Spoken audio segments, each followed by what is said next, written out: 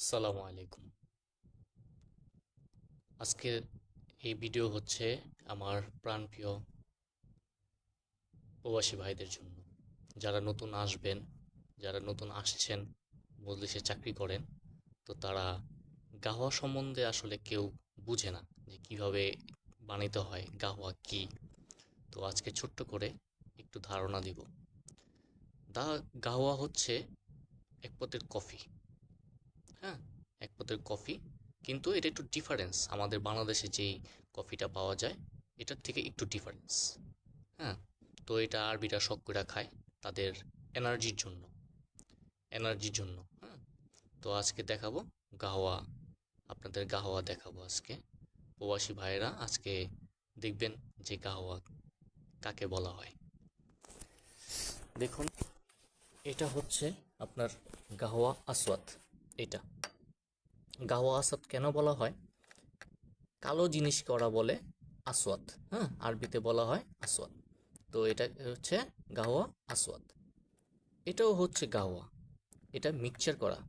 যেমন ধরেন হেল, মিসমার, জাফরন, তারপর হচ্ছে গাছের শিকড়ের গুঁড়া। হ্যাঁ, তো এগুলা মিক্সচার করা এটা।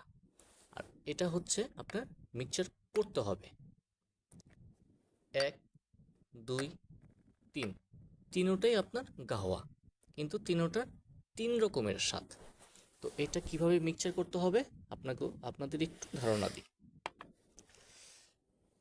এটা হচ্ছে আপনার জেনজিবির, আরবিতে বলা হয় জেনজিবির।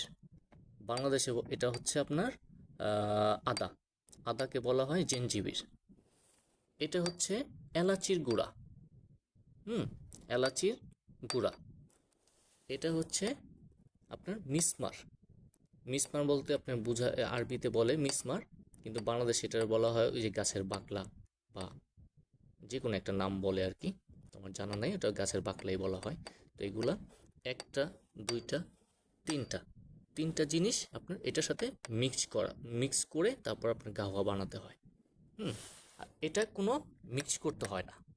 আর এটা হলো শুধু গাওয়া আসওয়াদ বলা হয়।